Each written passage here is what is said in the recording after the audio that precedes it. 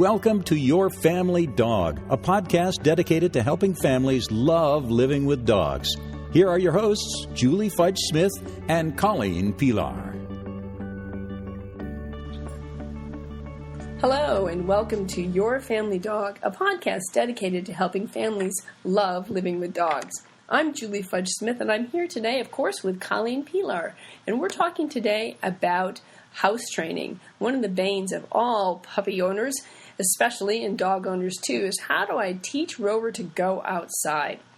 So, Colleen, do you have a special trick that you have for teaching dogs to go outside, or is there a particular problem that you seem to encounter more often than not when talking to clients? I think the magic trick, the magic answer that everyone's waiting for is supervise. It's the key to house training a puppy is watching behavior. You know, setting yourself up for success, being there, being awake, not just being in the same room, but eyes on the dog. And that's not the answer anyone wants. No, they want some magic cue where the dog is going to sit up and say, excuse me, would you mind letting me out the door now? And that's just not going to happen. Yeah. So, but with great supervision, I think puppies, particularly, you know, a well-raised puppy who was raised in a nice, healthy, clean environment, which makes a big difference. It does make a huge difference. Can typically be trained pretty quickly if you are careful about supervising and have really good management practices, because you'll start to learn your signs and you can get outside and the dog can be reinforced for going outside, and your dog very quickly will develop not only a habit but a preference for that area. This is my potty area. And that's a good thing. That's a really good thing. That's an excellent thing to have a particular spot where your dog goes to the bathroom. And I think that what I have found is, you're right, supervision is certainly the most important. But behind supervision, one of the things that I find is a common mistake among owners is that when the dog needs to go out, they supervise. They take the dog outside, but they don't take it out on leash. They take it out and just let the dog wander around the yard.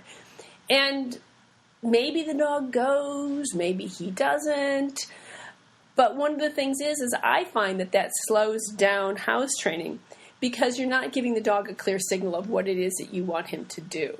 Right. So what I usually recommend is you snap the leash on, you go out to that very particular spot where you want him to go, and then you do your very best imitation of a telephone pole. Mm-hmm. And then as soon as he goes, well, boom, that's when the party starts. That's when the leash can come off and you can play in the yard. That's when you get the treats.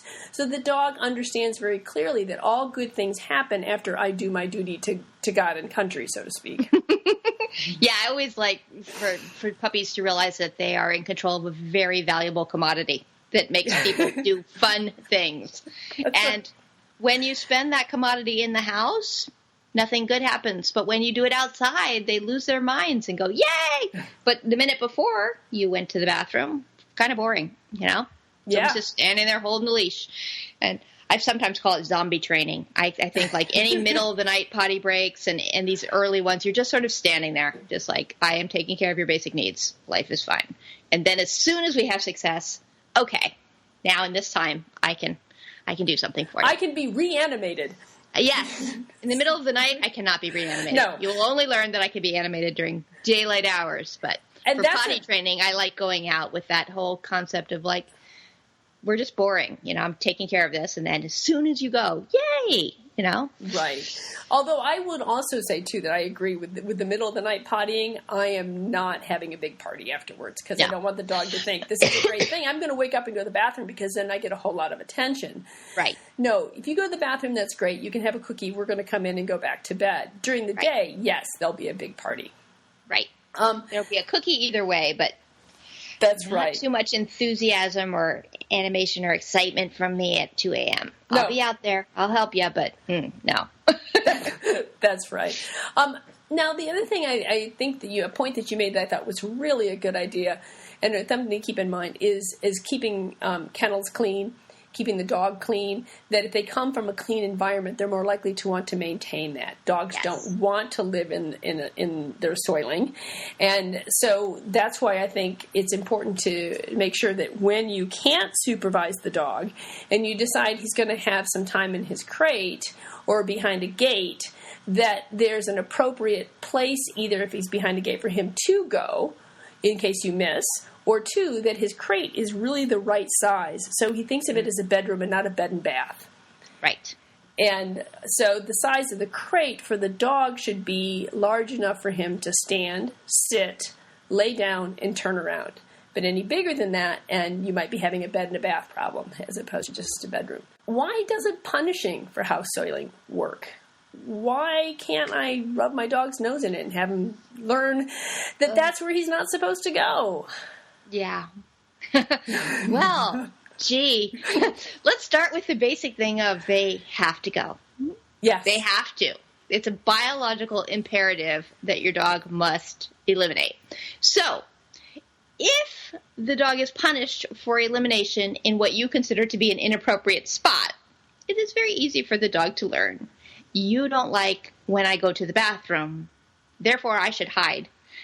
And only go to the bathroom when I'm not being, when I'm alone, when no one sees me, which means behind the couch. It means anywhere that you can kind of get away with it. And that's a really dangerous thing. We want dogs to feel, first off, happy, safe, and comfortable at all times. That would be a really great goal. But also that we understand you have needs. You need to eat, you need to drink, and you do need to eliminate. And it's totally cool, and it makes us happy outside. Or if you have, an indoor potty area, inside. But here's your spot. Here's the spot where you go to the bathroom, and we're totally fine. There's no judgment or bias or upset about that you need to eliminate. So that's the biggest risk with any sort of punishment, is that you're harming your relationship, and you're also possibly teaching your pet that you don't like bodily functions, which puts them in the position of, but I still need to take care of this. Right.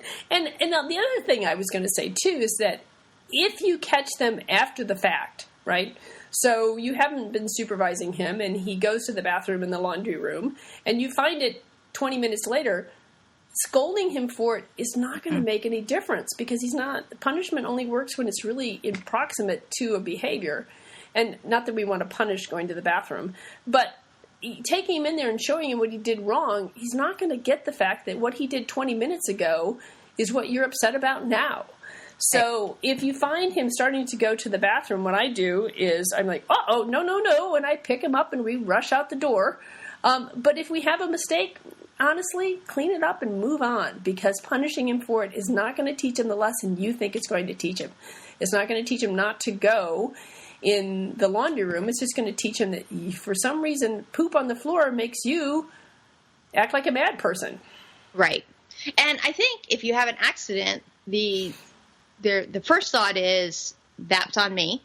I wasn't watching. Right. Something here I need to make a plan to do differently so that doesn't happen again. And the other thing you said was that you pick them up and rush outside. And for young puppies, I love to do that, to pick them up and rush outside. For adult dogs, I don't do that so much. But for puppies, I do, because when you pick them up, they usually stop. Yes. Like the whole body kind of clenches and goes, oh. And so you can get outside without the remainder of the puddle squirting down the hallway. So that can be a really handy tip for people that, as you're hustling your dog to the door or pulling a collar or something, you sometimes haven't made it outside. But if your dog is small enough and comfortable with handling and you can just sort of scoop them up and rush outside, then you can usually finish outside. Again, you're sort of standing there very calm, like, okay, we're out here. Go. And they don't go in that first second. People say that all the time, like, well, he was just starting to pee in the living room and I raced him outside and then I put him down and he didn't go. Like, yeah, because in the 30 seconds in between, all sorts of stuff happened. He got, hustled through the house and he had, but he needs a moment to go, okay. I'm out here. I'm in the potty spot. Oh, yeah, I did want to go potty. That's right. And then we get there. You need to give him a chance. A moment. Right. You need to give him a chance to unclench. Right. Yes. So I think really for house training, it does go very quickly if you're watching very carefully and you're setting your dog up for success, which is, the appropriately sized crate and frequent potty breaks. And so, my rule of thumb for potty breaks is basically all the time, but I describe it as after they've eaten, slept, drunk, or played. So if they've done anything and we're at a transition activity period, like we're playing and then suddenly they stop, potty break. Or they've been napping and suddenly they wake up, potty break. Oh, we had dinner, potty break. Oh, we just went and took a big drink, potty break. So we can just sort of go, at transitions we add the potty breaks in. Odds are you'll start figuring out your dog's own routine and signals, which is a big part of it. The more you're watching, the more you're figuring out what works for this dog. But secondly, transition times are the times that potty breaks occur.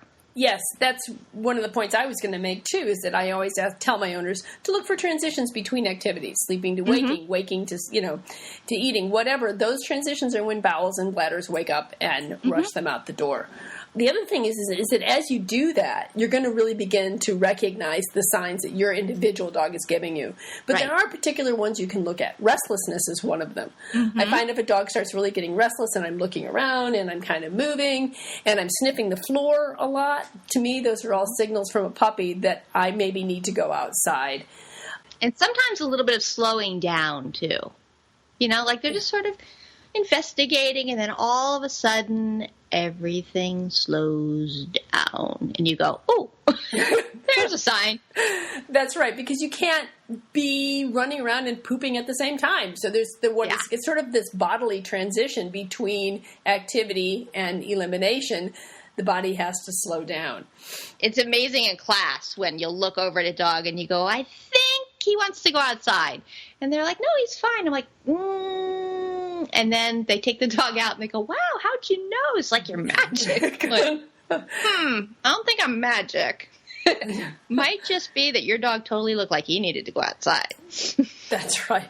And so I think that that's one of the things that also, too, that people just need to pay. That's what supervision is all about, is paying attention and beginning to recognize those signs that he needs to go out. If you can't supervise your dog, I highly recommend that you do not give him free rein of the house. Right. One of the things that I think you need to do when you're still in that potty training phase is that when the dog cannot be actively supervised, then you need to put him someplace where he's happy and safe, like in his crate or behind a gate or even tethered to you, so that if he starts moving, so if you're working at your desk and he's tethered to you and he's sleeping on his bed next to you, but then he gets up and starts moving around, you're going to feel that tether move. Right. So make sure that he's set up to be successful, he makes the right decision, and so that he doesn't make the mistakes that you don't want him to make. Right, and that, I think, is a big problem, that we do give too much freedom too quickly, particularly with adult dogs. An adopted dog comes into the house and you're told it's been house trained. And it probably was in the previous house, but it hasn't lived in your house. So let's not give freedom until it's earned. So, bit by bit, you see what is this dog's ability and how much can I have faith that this dog really is house trained or doesn't chew things or doesn't, counter surf. We don't just sort of walk in and go, I'm sure my dog won't have any of these habits. We start very small and say, let's see what you got. And then if you never put your paws on the counter, then I can start assuming that you're not going to counter surf. And if you never wet in this room where I'm in, might be able to have the hall added to your free roam area when I'm just sitting here, but, kind of paying attention, kind of not. But you're certainly not going to have the hall and the living room and, you can go to the basement too. No. That takes time. It's kind of like being on probation. You have to earn those privileges to have more freedom. So you have and I think that's true of people too. I mean, if you just think about like what you were allowed to do as a child, our whole lives are built toward ever increasing freedoms in terms of movement and ability. That your 12-year-old has just as many physical skills for driving a car as your 16-year-old, but you don't let the 12-year-old drive. And when the 16-year-old drives, oh boy, do you have rules.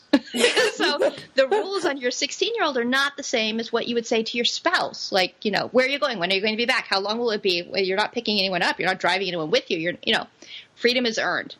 So house training, I don't know exactly how house training relates to teenagers driving, but it does in my head. So you earn increasing amounts of freedom by demonstrating that you can behave in the way that's expected. So that you are being responsible with your eliminations. It's all about responsibility here. If you can be responsible with a car, you can drive one. If you can be responsible with how you eliminate things, then we're going to give you a little bit more freedom. So I think that it's supervision and then setting the dog up for success by not allowing him to make mistakes that are going to set both of you back. Right. And so one important piece of that I think people forget sometimes is to really communicate to the dog that this is great. It's wonderful. So people say, I give him a treat when he comes back in. I let him out in the yard, and then I give him a treat when he comes in. I'm like, that is a fantastic way to teach your dog to come in. Doesn't have anything to do with rewarding your dog for eliminating. So I have no objection to the treat when he comes in. It's just not rewarding what you think it's rewarding. So the reward for elimination in the yard means you're standing there in the rain next to your dog, cold and wet, and then you're rewarding then until your dog gets really good at it. And then you get to stand in the doorway and just go, oh, good, I don't have to do this anymore because that's your habit and you're good. But with puppies, you're out there. And new dogs, regardless of the age. It's such a common mistake that, so just treat every adult adopted dog as if it were a puppy. I think that's a really good piece of advice. And the other thing is that as uncomfortable as it may be to be standing out there in the sleet and the snow and the rain, it's not comfortable for your dog either. Right. But it will also make sure that house training goes a lot faster so that you're spending a lot fewer days standing in the snow and the sleet and the rain. So it's worth the front-end loading, so to speak, or unloading in the dog's case. But it's worth it to put the effort in at the beginning because it's going to pay off much faster if you do that. And if he starts making mistakes, well, then you need to reassess what it is you might be doing wrong. If house training was going really well and then suddenly we're really backsliding, are you giving him too much freedom? Are you not supervising? Are you not rewarding? But there are other reasons why house training can break down. Yes. And I think... But it is important that you started with looking at your own behavior first. So we're going to talk for a second about some of those other reasons, but those are the ones people jump to first. I think the first thing we should look at if house training breaks down is, has something changed in the environment? Like, am I changing the food? Am I changing the schedule? Am I changing the supervision? Am I doing something different? Right. And then, if all of that is good, then we start looking at, oh, does the dog have a UTI? You know, are they not feeling well? Is there some sort of illness? But I think sometimes people go, they look at dog reasons before they look at people reasons.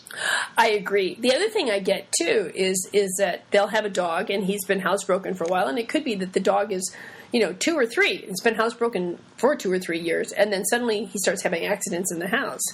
And they say to me, I think he's doing it to spite me. Uh-huh.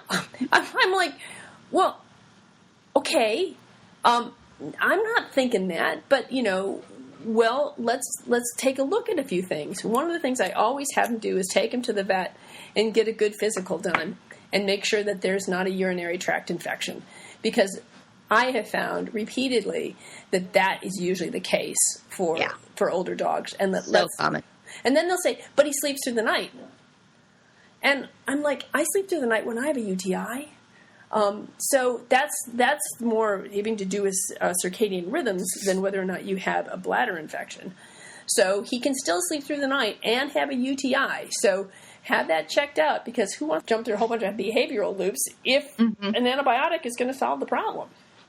But there are other things that can cause house training to break down. Stress is one of them. Yes, it's a big one. Is your dog under stress? Are you moving?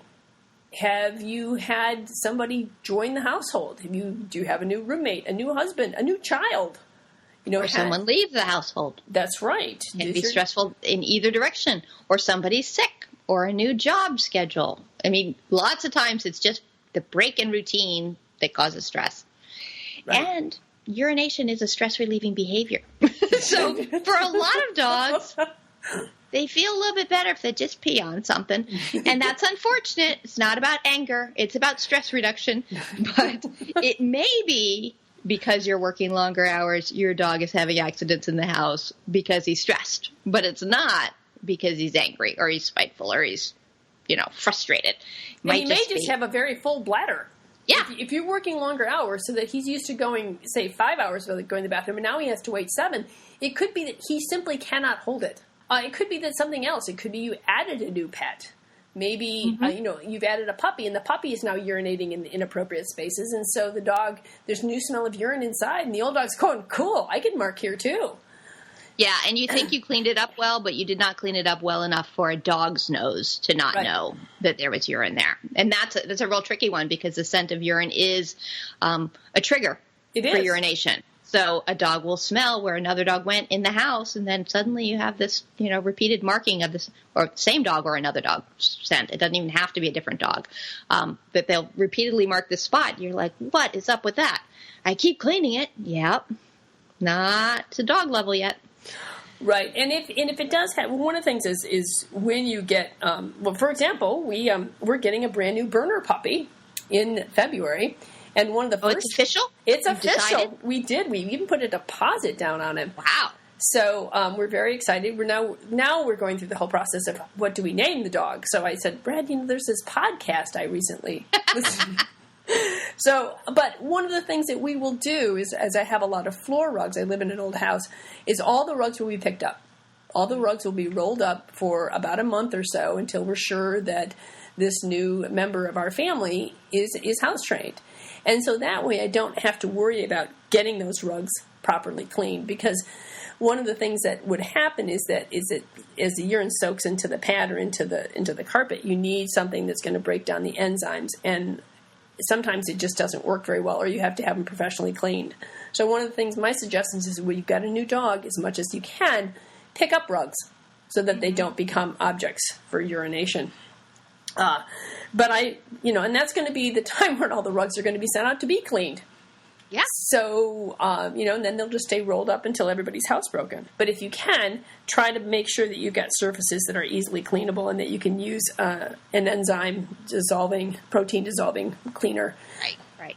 And the other thing to keep in mind is, we all have days when we need to go out more or unexpectedly. And somehow dogs don't seem to have as many of those days as most people do. But I had a day recently. This might be in the TMI category. But I had been gone all day, and I had gone to the bathroom a few times while I was out. But I'm driving home thinking, I really need to go potty.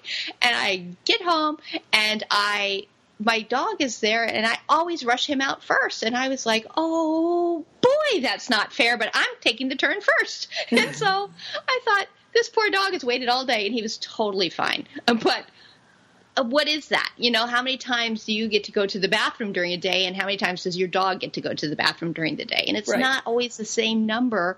It's not always predictable. There are these moments when you just go, wow, I think I really do need to go. Yeah. And that happens to our dogs, too. Yeah, that happened to Zuzu the other week. Zuzu is completely house-trained, and she was doing just fine. And I didn't realize she had been, I guess it had been as long as it had been between potty breaks, and she was telling me she needed to go out, and I was paying no attention to her. I was doing something else, and I look over, and the poor thing is urinating on my dining room rug because she really, really had to go, and I thought I was telling you, and so I rushed her outside to go to the potty, cleaned up the rug. We haven't had an accident since. But I don't blame her. I blamed me for not paying close enough attention to when she'd been out last and when she needed to go this time. Right.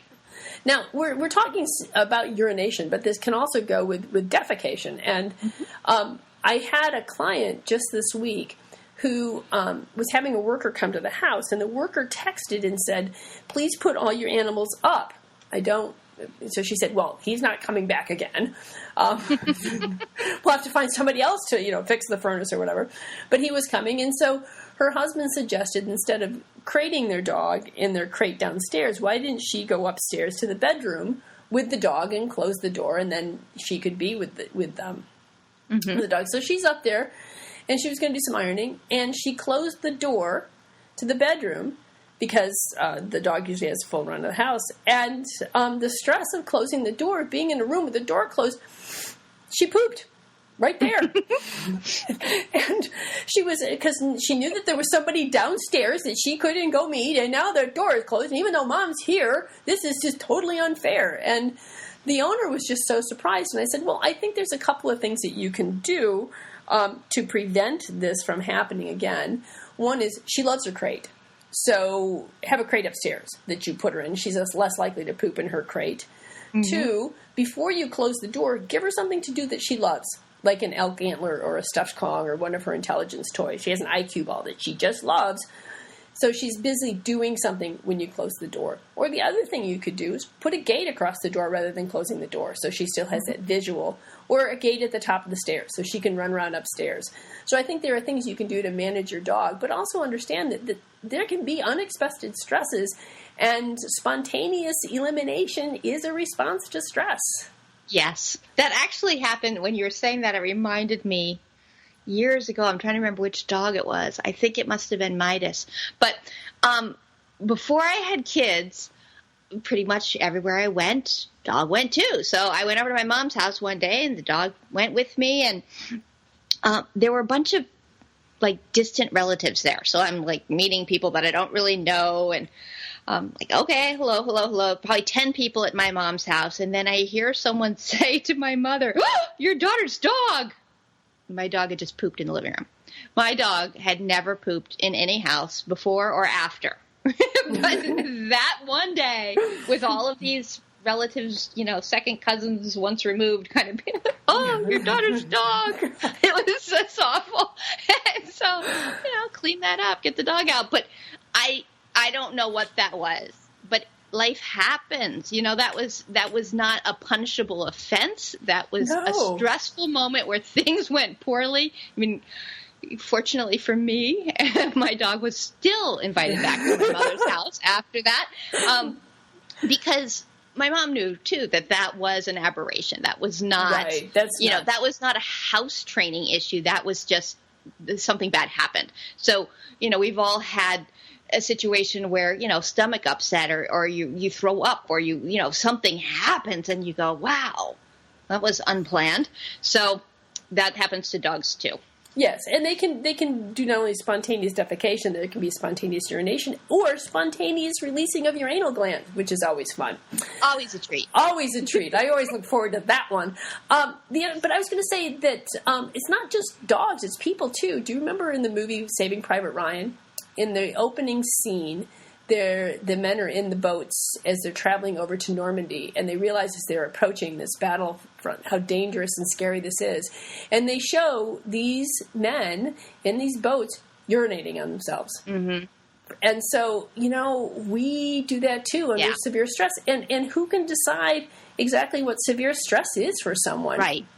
This little golden is she's just a sweetheart. I love her to death, but she is very sensitive. Mm-hmm. And so, when something like that happens, it's just not the normal course of things, and I'm supposed to meet people. This is very stressful for me. And for Midas, it's like, who are these people at Grandma's house? This is not right. Just go over here in the living room for a minute. So, house training is not rocket science, but it does require really careful attention and consistency and a real focus on rewarding the behavior you do want, which is, just our perpetual theme. What do you want? I want my dog to go outside and eliminate out there. So great. We're going to pay for that. We're going to make that the really reinforceable behavior we're working toward, and setting yourself up for success so that your dog isn't given too much freedom and making a choice that you don't like, that then you have to decide, is that the dog's fault or your fault? Because that choice occurred and you're now dealing with the after effects of it. So that's kind of house training in a nutshell. That's I do like the House Training for Dummies book by Susan McCullough. I think she does a pretty good job of kind of covering all the bases and all of the different techniques. It can be a little overwhelming when you go, wow, do I really need to read hundreds of pages to house train a dog? But it's a great resource for when you're stuck or you're having a problem, because there isn't a one-size-fits-all answer for when you're having a problem, because Correct. Why is this problem occurring requires a little thinking sometimes. Right. And the other thing I would mention, too, that in addition to remembering to reward desirable behavior, then you ignore or redirect undesirable behavior. Mm-hmm. If your dog has had an accident, clean it up and move on. And if you catch your puppy in the process, redirect by picking him up and taking him on outside. So these are all things that are going to, aid in correct house training, and also to work to build a relationship with your dog rather than deteriorate it by punishing him for something he has no control over at times. Right. And one side note on this house training thing, while we're talking about it, occurs to me that the story I told is about my dog having a problem at my mother's house, a place which she had been to regularly. But whenever you take your dog to another environment, increase your supervision and watch for your signals, because their schedule might be different just in terms of when they feel the need to eliminate, but also just everything about the environment and all of that. Don't just sort of say my dog is house trained at home, so therefore my dog is house trained everywhere. Increase your support whenever you go somewhere else with your dog, particularly the first time, but always just be a little bit more conscious of that. Well, because, as we mentioned, I don't know how many times, behavior deteriorates under stress. That's my favorite thing. And, even instinctive behaviors can deteriorate under stress. Right. You can have that spontaneous urination or defecation or anal expression. So watch your dog and don't give him free rein in the house. Keep him tethered and right with you. So, All right. Well, I think that does it for us on house training. I think we can put a link to McCullough's book on our website and show notes, and I have a house training 101 handout that we can also put up on the show notes. And if you do have continued problems with house training, my recommendation would be, one, talk to your vet so that you eliminate any kind of physical problem that your dog may be having. And then the second thing is if there is no physical problem and you continue to have problems and you can't seem to resolve it, once again, find yourself a positive reinforcement trainer who can give you some tips on how to handle this. Yes. All right, then. Well, Colleen, I will see you next week. And thanks again for a stimulating conversation about dogs. Amazing where we go. It is amazing. We'll see you next week. Thanks for listening to Your Family Dog. Got questions? Interesting ideas? Colleen and Julie would love to hear them. Call 614-349-1661 or visit www.yourfamilydogpodcast.com to share your thoughts.